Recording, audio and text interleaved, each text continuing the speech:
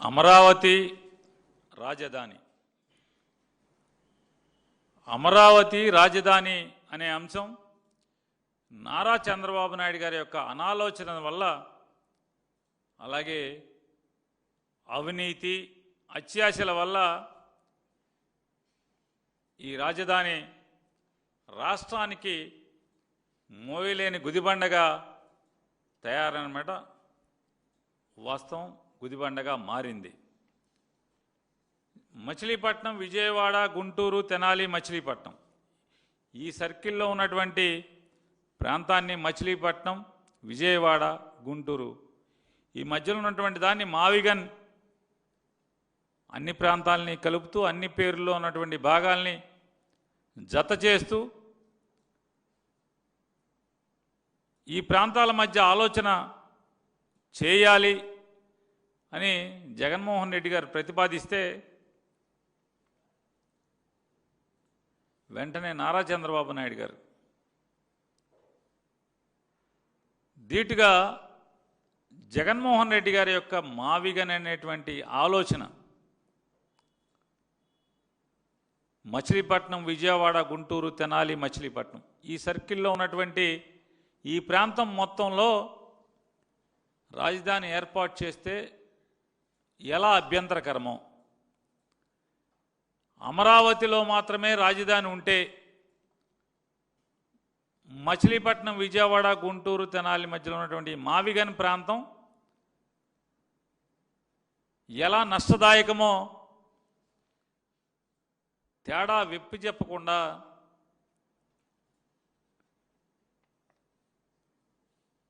మంత్రులతో, తెలుగుదేశం పార్టీ నాయకులతో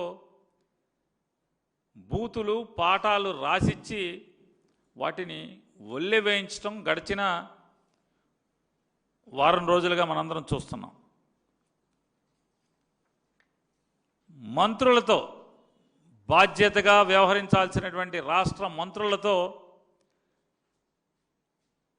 జగన్మోహన్ రెడ్డి గారిని బూతులు తిట్టిస్తారు. అచ్చెన్నాయుడు గారు, అనిత గారు, కేశవ్ గారు, నిమ్మల రామానాయుడు గారు, సర్వశ్రీ బోషిడికే పట్టాభి గారు, సవిత గారు, ధూళిపాళ గారు,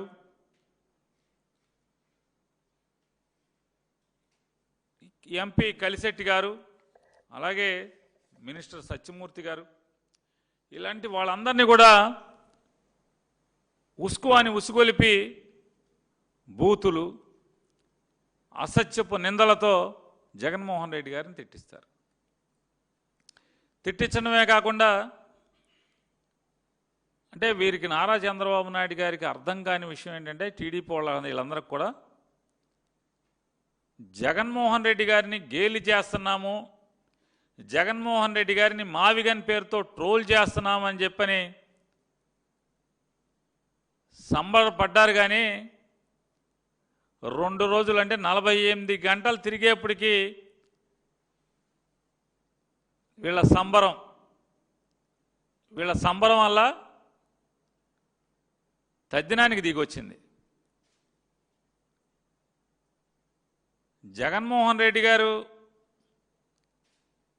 చెప్పినటువంటి ప్రతిపాదన, అమరావతి అనేది ఈ రాష్ట్రానికి, రాష్ట్ర ప్రజలకి ఒక భయంకరమైన గుదిబండగా మారుతుంది. చంద్రబాబు నాయుడు గారి యొక్క అంతులేని అవినీతితో, అనాలోచితంతో ఈ రాష్ట్రం సర్వనాశనం అయిపోతుంది. రాజధాని పేరుతో ఈ రాష్ట్రాన్ని భూస్థాపితం చేసేటువంటి కార్యక్రమాన్ని, ప్రణాళికని చంద్రబాబు నాయుడు రచిస్తున్నాడని చెప్పని జగన్మోహన్ రెడ్డి గారు చెప్తే, ఆయన ఎవరో R&B మినిస్టర్ గారు చెప్పాడు, నల్లమలలో పెట్టుకుంటాం. నల్లమలలో ఏదైతే పులులు సంచరించే చోట చిన్న చిన్న కమతాల్లో ఉన్నటువంటి షెడ్యూల్డ్ ట్రైబ్ జాతులు, అంటే అక్కడ నివాసం ఉన్నటువంటి మారుమూల అటవీ ప్రాంతంలో నివసిస్తున్న వారికి దగ్గర నుంచి, లేదా అరకు, పాడేరు, ఒరిస్సా బోర్డర్లో ఉన్నటువంటి అతి సామాన్య రైతాంగానికి కూడా జగన్మోహన్ రెడ్డి గారి యొక్క ఈ ఆలోచన అంటే రాష్ట్రానికి రాజధాని అనేది ఒక సిరి సంపదల తొలతూగేటువంటి రాజధానిగా ఉండాలి తప్పితే ఈ రాష్ట్రాన్ని రాష్ట్ర ప్రజల్ని దివాళా తీయించేటువంటి రాజధానిగా ఉండటం కరెక్టా? అంటే ఆంధ్రప్రదేశ్ రాష్ట్రానికి రాజధాని అనేది ఈ రాష్ట్రాన్ని రాష్ట్ర ప్రజల్ని అప్పుల ఊబిలో పాతరేసేదే అయి ఉండాలా? లేదా ఈ రాష్ట్రాన్ని రాష్ట్ర ప్రజలకి సిరి సంపదలను ఇచ్చేటువంటి ఒక పంటలాగా, ఒక చేనులాగా, ఒక ధాన్యాగారంగా, ఒక ఖజానాగా మారాలా అనేది అంటే ఏదైతే బాగుంటుంది అనేది వాళ్ళ రాష్ట్ర ప్రజలందరూ కూడా ఆలోచించే పరిస్థితి వచ్చింది. సంతోషం, మీరే ఈ జగన్మోహన్ రెడ్డి గారి యొక్క ప్రతిపాదనని అద్భుతంగా తీసుకెళ్లారు ప్రజల్లోకి.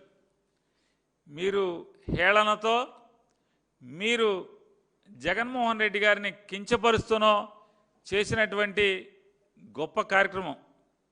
తెలుగుదేశం పార్టీ అంటే ఎన్టీ రామారావు గారిని కుప్పకూల్చిన తర్వాత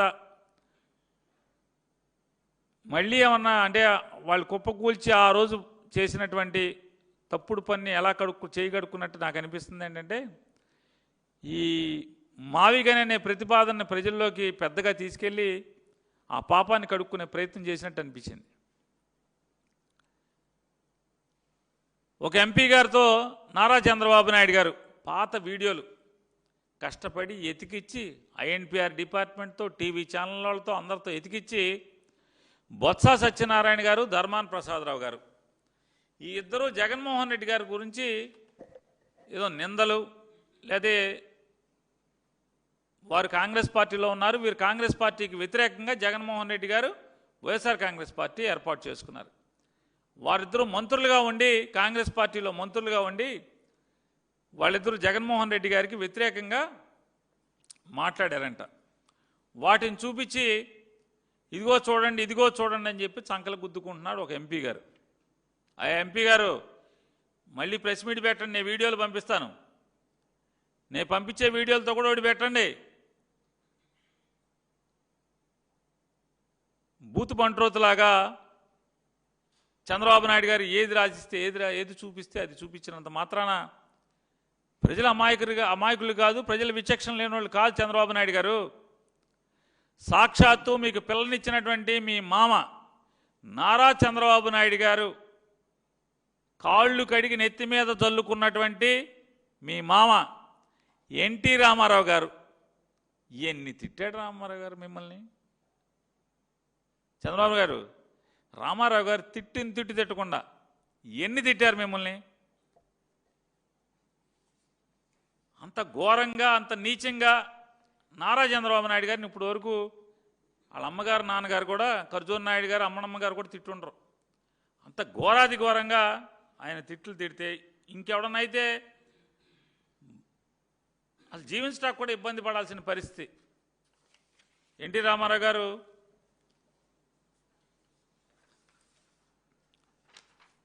గొడ్డు కన్నా హీనం, గాడ్సే కన్నా ఘోరం. గొడ్డు కన్నా హీనం, గాడ్సే కన్నా ఘోరం.